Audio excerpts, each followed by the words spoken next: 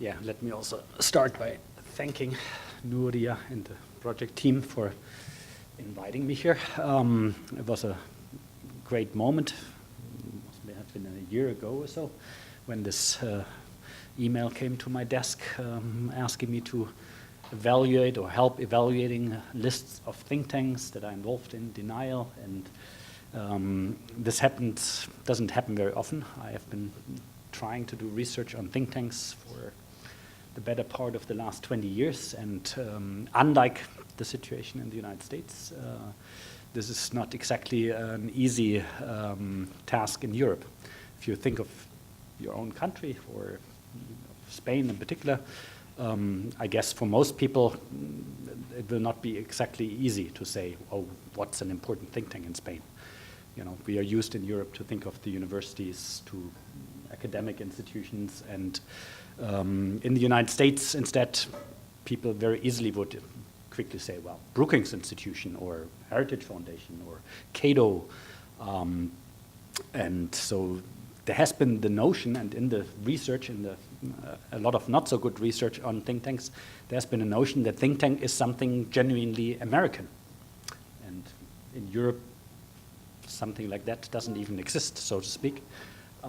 Which is funny, because in the United States, think tanks also started to exist in the late 1960s. Before, in the United States, nobody referred to think tanks as think tanks. What did people refer to when they talked about organizations that were involved in research and policy advice? They referred to research institutes. And does Europe not have research institutes? Well, of course we do. And we actually also do have a wide variety of research institutes, academic and not so academic. And so one of the most important things, firstly, is to basically debunk this notion of there's something genuinely American about think tanks. No, it's actually about policy-related research that can be more or less academic, that can be more or less related to political parties, that can be more or less related to certain ideologies, to certain advocacy groups, to interest groups, and so on and so forth, and get used to the idea that something like expertise is, of course, something genuinely academic, what we think about as sort of like truth-seeking, but it's also always and inevitably, and even in academia, not easy or not possible to disconnect it from normative dimensions, from political dimensions. So every knowledge has a political character, and otherwise we get in this kind of strange situation that we have a clear positivist understanding of science, mostly based on statistics, not asking where the statistics come from, and then, you know, the world of interpretation. And that's one of the dangers of the current moment, where the denial movement in climate change, but also in other areas, have led to sort of like a defense of science as if science represents truth.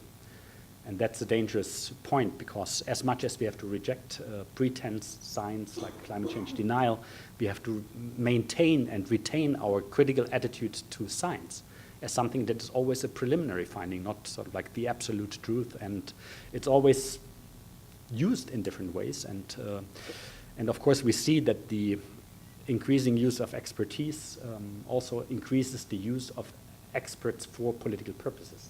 So much of the ongoing growth of think tanks and all kinds of other expertise organizations has to do with the complexity of politics and with the relevance of knowledge. So all, as you are sitting here and studying, you will all be a part of this field and get used to be working in a think tank or in academia or in an NGO, and basically do the same thing, try to make knowledge and expertise relevant. And that's actually a lot of the question: how does something become salient?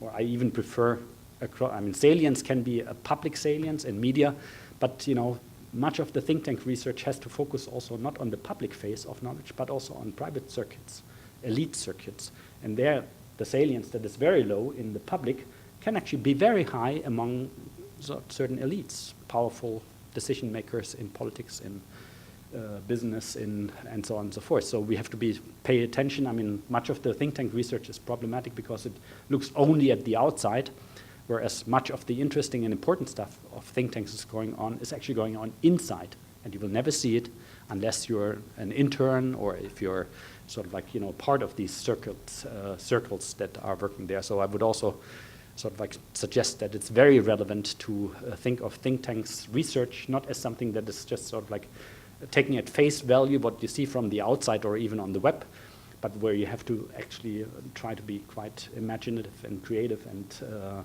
enterprising in a kind of an anthropological sense to look inside.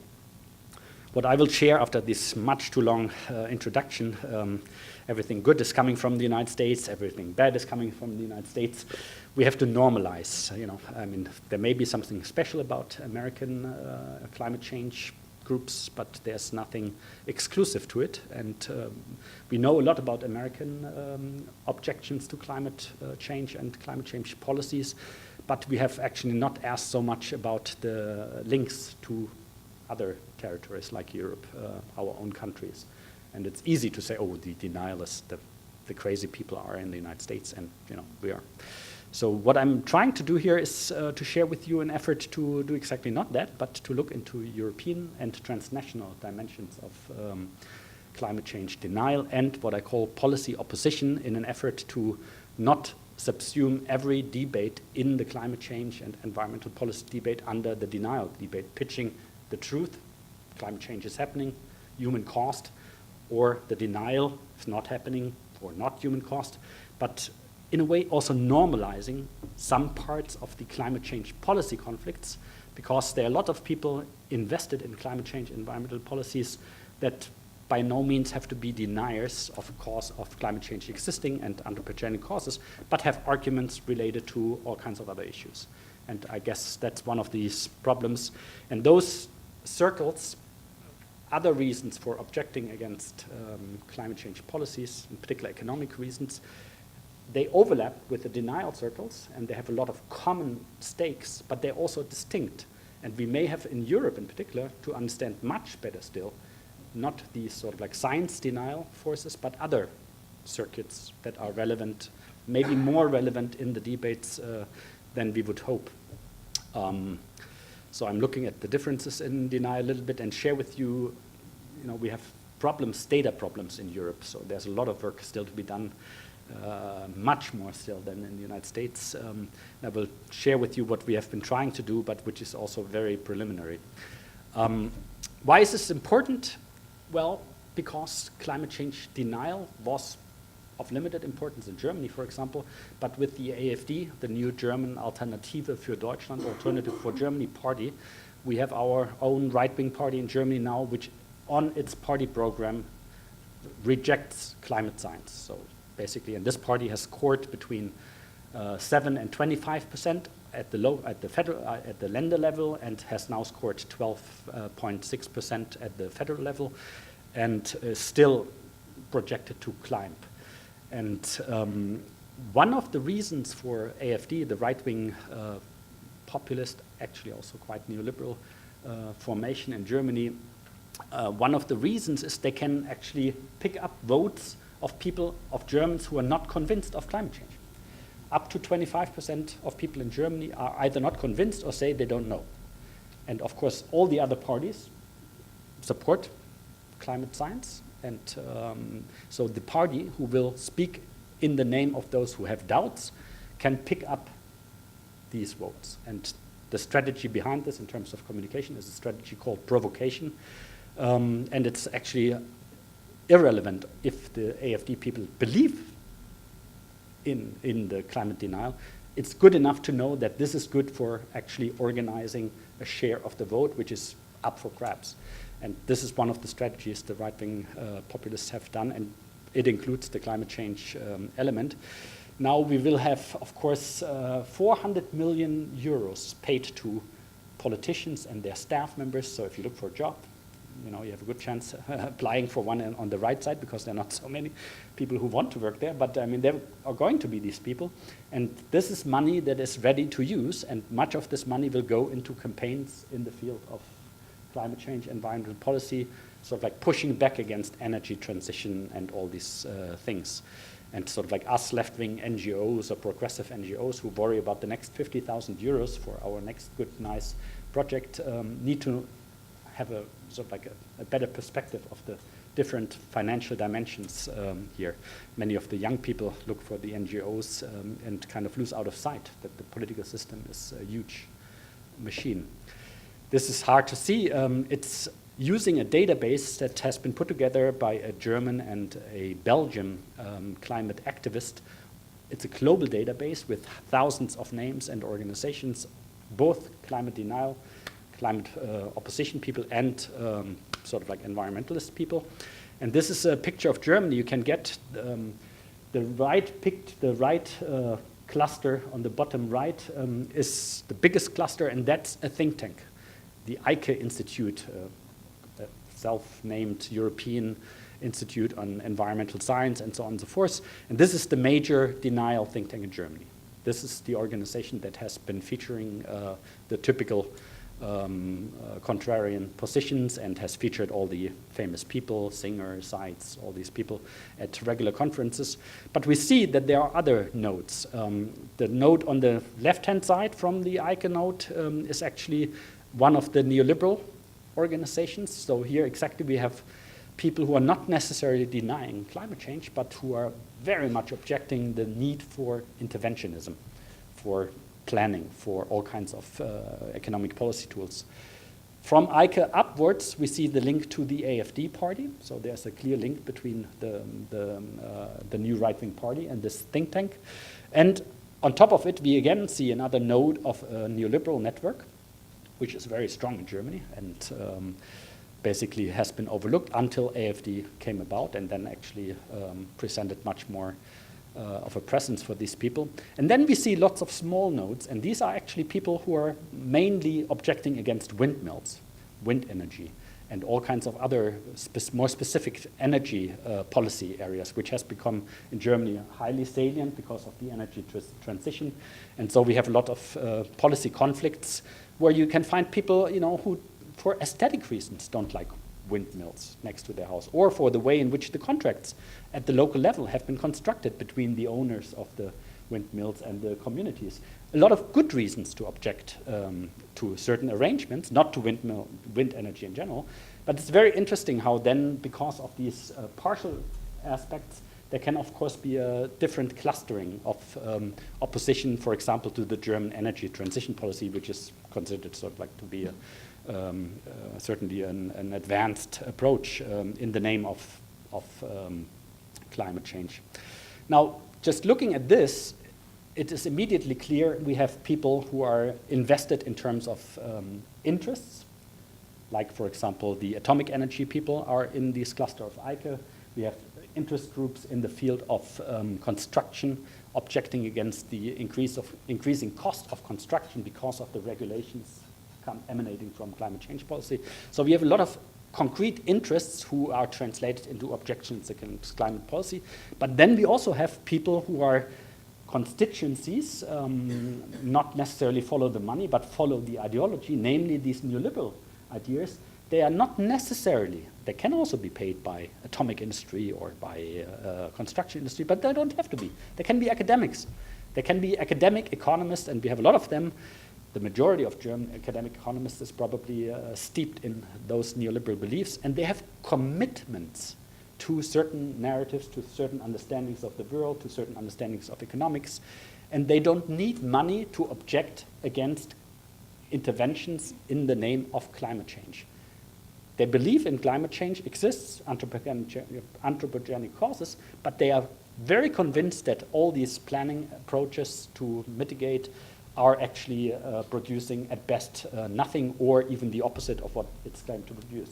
So using this dichotomy between interest-based, purely instrumental, possibly denialism or any other lobby strategy, and commitments is already one, I think, very useful way to look at different circuits, different circles that overlap, that meet, but are not identical. And it brings us back to Mannheim's understanding of knowledge and power in a way, where Mannheim in the 1920s basically very clearly said, you cannot disentangle any knowledge production from the socio-economic system. We are all tied to our real existing late capitalism, global capitalist world. But the sort of like Marxist, vulgar Marxist understanding, direct reflection of interests, that's just one way. There are capitalists who, fossil fuel capitalists, who in their own interest will object against climate change, science, and so on and so forth. Many other people are not immediately sort of like carrying out a specific economic interest, but they have commitments. And commitments can be simply our own academic commitments. A Marxist is committed to his or her understanding of the world. And these commitments are also related, of course, to the socioeconomic system, but they're not directly determined.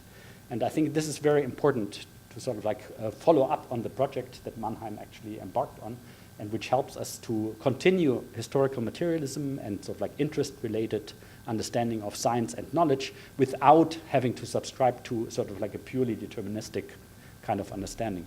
But think tanks are very interesting in this regard to look at, because if we follow the money in think tanks, we can follow some of those direct interests, Exxon funds, think tank XYZ.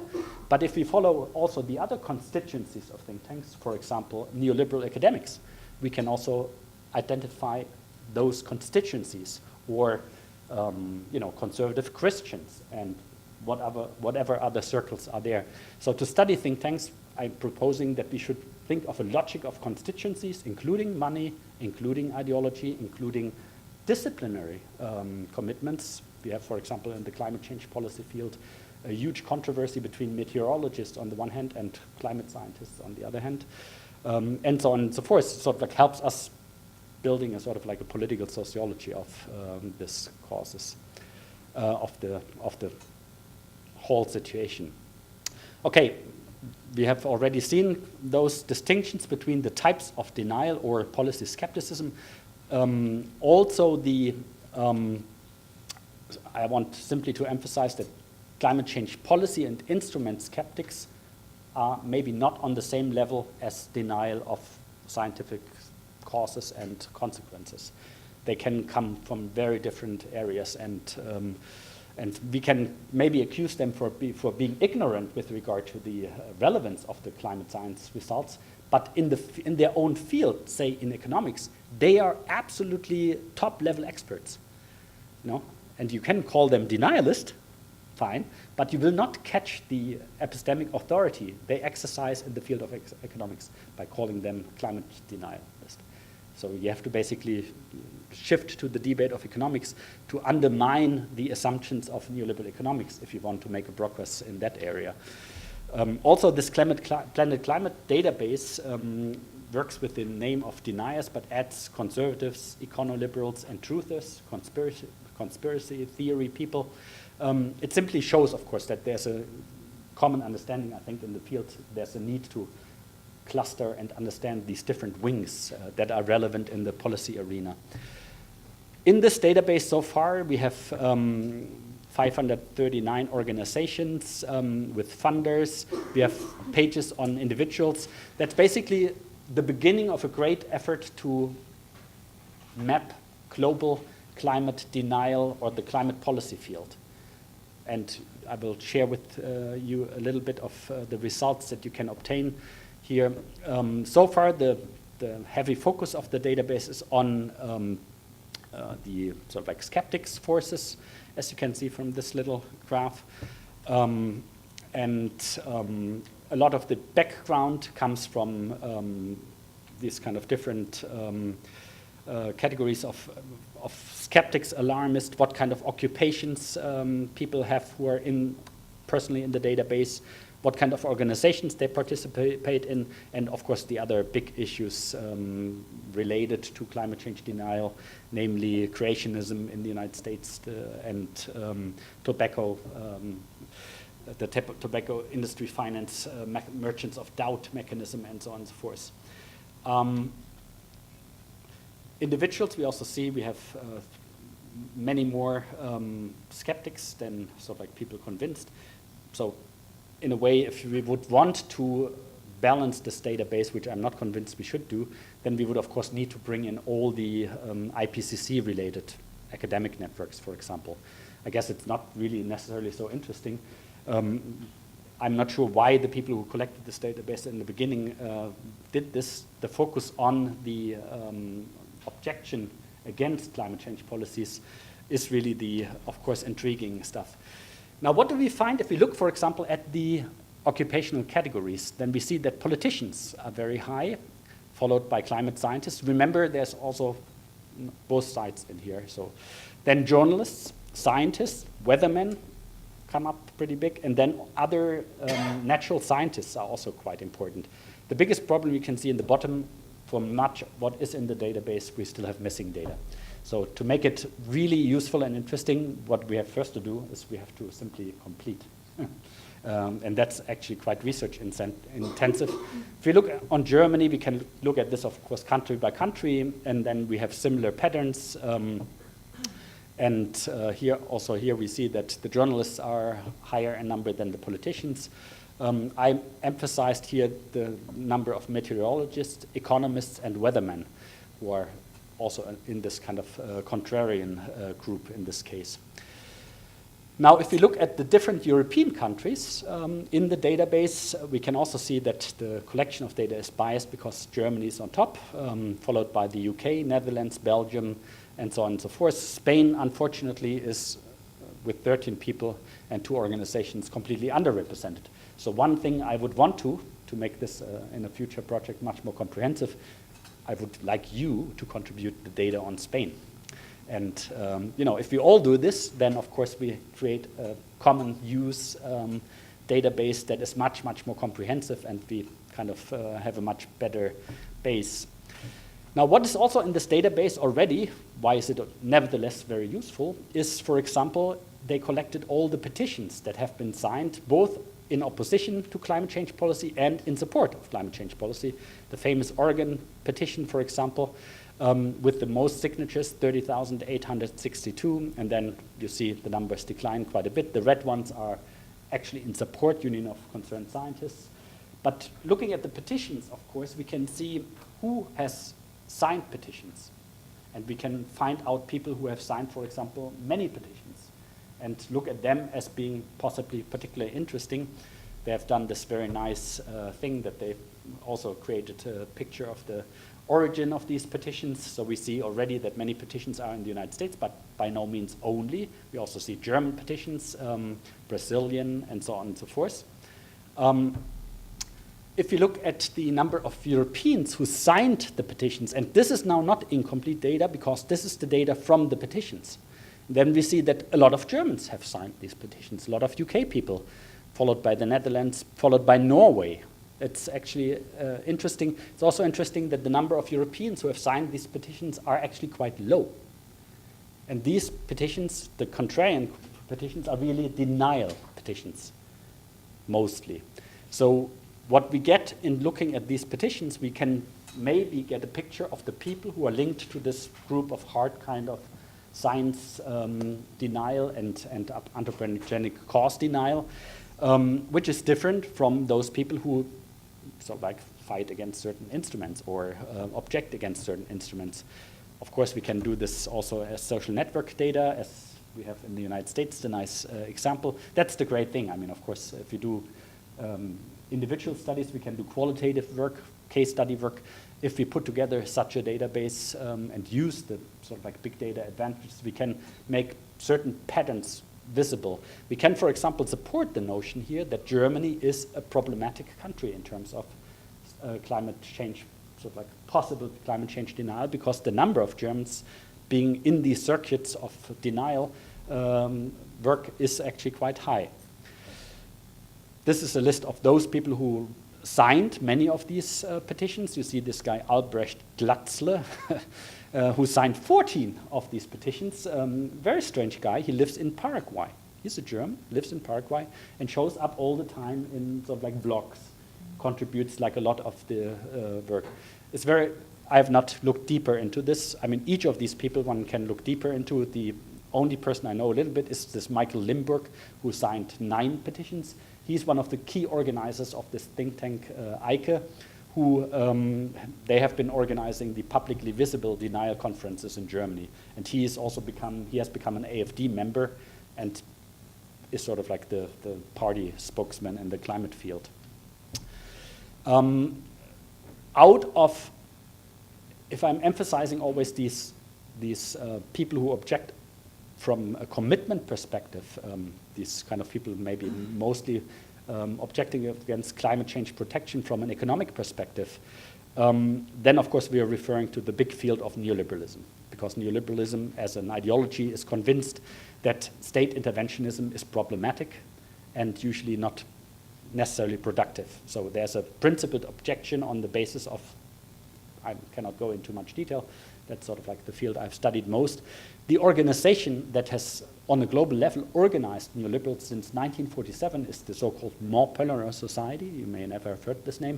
It was founded by Friedrich August von Hayek and other people in 1947 and has a sort of like a modus operandi of a global intellectual elite group from many countries members, and many of these members, and that's interesting for the think tank field, have started to run think tanks. So we have a very close relation between those people who are organized neoliberals and people who are actually apart maybe from the academic work, are also invested in ideological think tanks. Now, it's very interesting that I see from the database that out of all these about 40,000 people, about 40 people from these organized neoliberals have signed petitions, so at least a certain number, but only 5 from Europe. So this is actually quite interesting. Most of the organized people who are organized neoliberals in these neoliberal organizations are actually in the United States, and so the overlap between the sort of like climate denial and the neoliberal groups in the United States is strong. In Europe, here are the names: David Henderson from the UK, Henry Lepage from France, another UK person, and then actually mistake Vernon Smith is another American who happens to be affiliated with an Austrian think tank, and a Russian person.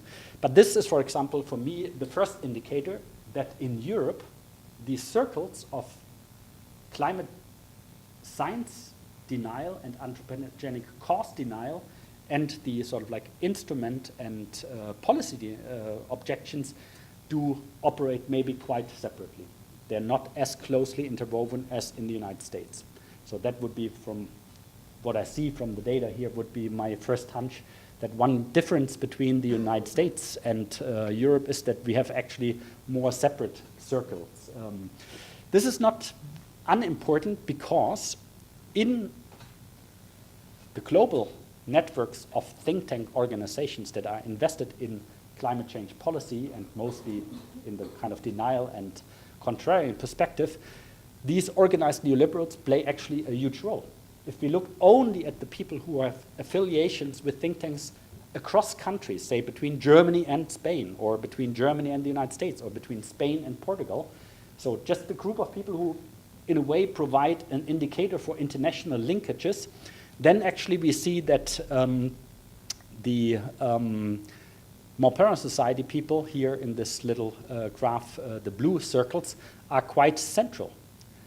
That's sort of like a group that for the international relations of climate communications plays probably a considerable role. And then of course the others who are not in these organized neoliberals, I have no idea who they are. One would need to look into this. Obviously not only people who are members of this neoliberal organization, this global network, are neoliberals. They can also be others. I mean, there's still a lot of the work that we need to do. But just sort of like to summarize this little result, in the international circuits of climate policy and critical communication, organized neoliberals play a very strong role. They're very central. In these petitions that object against climate science and climate and anthropogenic causes, they play, at least from the Europeans, they play a very limited role. So we have basically sort of like a little bit of a result of neoliberals are quite relevant in the international climate change-related policy discussions. The European neoliberals are not necessarily very relevant in the sort of like radical denialist camp. This is again sort of like similar data. This is exactly based on this database, which is of course preliminary, is a global network picture where you see the links between all these different spheres. On top of the right is Australia, for example, mostly these green ones. The blue ones are United States. On one hand, you see the relevance of United States think tanks in these international networks, but you see also on the first glance, if you see that these are, the colors represent different countries, that in these international networks, by no means is it just the United States. It's truly international networks where organizations across the world linked by people, these are only organizations that share links by certain individuals. And that gives us sort of like, based on such data, a first idea that we are not dealing with just sort of like country-focused blocks, but of course what we might expect if we think of corporations like ExxonMobil or Germany's Fabra or Spanish oil concerns. They're also global corporations, and they are also not just Spanish. And of course, their policy interests translate in most countries in similar ways. So we can expect, in a way, that on such a topic, there will be many more transnational dimensions to politics than what is captured if we look at a country-by-country basis. And this is, for example, a way I would suggest looking at the people who are building international linkages and looking who are these people and what do they do, where do they come from, what can we find out about them is a good way to understand much better the sort of like transnational dimensions. This is the same picture just without the names. I mean, the pictures we need to look at a bit more careful, so the big screen doesn't help. This is just another from older research. We know so much about the Exxon-funded work, no? We know that ExxonMobil funded a lot of contrarian work. And I have just looked at the think tanks that are related to these neoliberal people of the modern society and looked at the overlap. And then we see that on the one hand, you can say Exxon is funding from an interest-based perspective these think tanks. At the same time, from a commitment-based perspective, these think tanks have support from their own circuits. And so we see the kind of overlap there. Canadian Fraser Institute, but also the European, is there a European Institute in here actually? International Policy Network in London, for example. This was a little research by the corporate Europe Observatory. What you can see from this picture, ExxonMobil and Coke and BP as the only big funder from the UK comes into the picture. What we really don't know in Europe, what we do know quite a bit of in the United States, we don't know where the money comes from. All these different organizations in Europe basically are not obliged to offer information on their funding, and most of them don't. So we actually have no clue, and we have a very hard time following the money as Brühl has done for the United States. So the next best thing, not to do nothing, is actually to look who's in the advisory board. And if we find corporations, for example, European corporations or American corporations on a think tank that is involved in climate change denial objection, then we can assume if this is a corporate person, he is probably also, there's also money flowing. But the first thing we need in Europe to do this work is actually make much more pressure to get more transparency in think tank funding information. Now, exactly, this we know from Riley Dunlap, of course, that more than 90% of the climate change skeptical denial information comes from publications from think tanks. So not from academic books, not from university presses, but simply from organizations like Cato Institute and Heritage. This is so important because it shows how powerful a bunch of non-academic think tanks can become if the basic information that creates the salience of the issue in the public, the media behind the media, comes from a specific organized network of conservative neoliberal think tanks. Now we know this because Riley Dunlap has studied for the United States this work, and also has found out that more than 90% of all the think tanks that are in the directory of the Heritage Foundation, the most important think tank maybe, are indeed also holding climate change denial and skeptical positions. So it's a very clear picture. Now, what do we know about Europe? Do we have an idea who in Europe holds these positions, where they sort of like, in which way they cluster? No, almost not. But If we look at the European Stockholm network, which is defunct now since 2010, has been founded in the 1990s by a British consultant named Helen Disney, and was basically a European think tank network of neoliberal orientation, then we find that some of the think tanks that are in the database of heritage, namely the Swedish organization Eudoxa and the also in the meantime defunct Center for New Europe in Brussels, are also in the database of the Heritage Foundation and belong to this Stockholm network. Now we can assume that this is the link which shows us who in Europe might also be interesting in terms of the climate change denial, because these are basically linked networks of neoliberal commitments. This is just to show how the Stockholm network grew over time and now has, or had when it was starting to be defunct, 120 members. So it's not small, 120 organizations across Europe. And what we did at the time, we looked at which of the Stockholm network think tanks work in the field of what they call climate and energy. That's already one signifier. If climate and energy is put together, it's also already a signifier for a conservative approach, because you sort of like try to de-emphasize the environmental issue and link the energy issue. And we found these organizations working in the field, and we looked at their perspectives and asked sort of like, are they denialists? In which ways are they working in this field? Well, this is the list of organizations. The Mariana Institute in Spain and the Fundación para the FAES Institute is among them. So they were already in the 2010 visible as organizations of the Stockholm network, Spanish organizations of the Stockholm network who worked in the field of environment, and had most of them, well, 10 of the organizations had denial perspectives, and 15 of these organizations had relative acceptance of man-made causes, but coupled frequently with the opposition to the policy perspectives. So, and this is, for example, a work that needs updating. We need to update, and I think much of what Nuria and her project group is doing goes in this direction.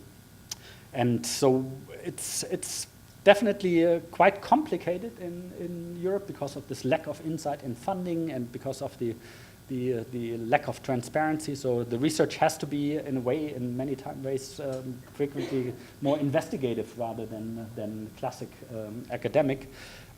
What we can do, of course, we can look at councils like the European wing of the American Council for a Constructive Tomorrow. This was one organization that was originally founded against Greenpeace and against Friends of the Earth, against the progressive environmental movements. They have set up shop in Europe. They were among the key sort of like denial force. And it's quite interesting that here we see that among the council in Europe, we see people from nuclear industry. We see actually people from South Africa. So it actually also helps looking at these councils to look at these transnational patterns. I cannot explain them. Only by looking deeper into this one has a chance to look. I wanted to give another quick example of the relevance in terms of policy struggles. You remember all the crisis of 2009-10, the great financial crisis, which because of the sudden window of opportunity for additional state investment to counter the effects of the crisis, there was suddenly a Keynesian moment across the world. The Germans had to be pushed for it again, as usual.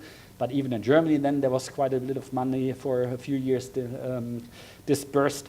And one of the things that happened, that this window of opportunity was used by the people in the environmental field to make pressure for energy transition, for renewables investment, with the argument this creates green jobs. So the green jobs theme was sort of like the combined impact of the financial crisis, the Keynesian moment, and the sort of like state of the art of the environmental climate discussion. Now, what did in the United States, where this came out of the Center for the American Progressive, what's it called, the Democratic think tank? Center for American Progress, I think. That was actually, from this center emanated the green jobs strategy. So all the opponents of Obama and the green jobs policy needed to have arguments against the effectiveness and reasonableness of green jobs. No, what did they do? Of course, they mobilized their own networks in the United States, but additionally, they supplied, they sourced studies in Germany from the RWE, which is a actually a big economics institute, from Spain, from the Mariana Institute, and from the Danish CIPOS organization, which supplied ammunition against the green jobs strategy. So was this important in Denmark, in Germany, and in Spain? I think no. But the reason for having these studies was actually not to target the salience of the issue in Spain or in Germany, or to sort of like bring in something into the discussion in Europe. The sole reason for sourcing these studies in Europe was in the United States to increase the weight of the arguments against the green jobs strategy. So part of these global think tank circuits is also that the production of studies and the sourcing of studies actually de-linked from the place where they matter. So we also need there to, not mistake. For example, we could look at these studies and say, well, in Europe they don't play a role. Yeah, but that's not the place where you need to look. You need to look if this is actually an important argument in the US debate, and that I cannot assess again, but that's where we would have to assess this, does it play a role? Okay, I leave it here. Thank you.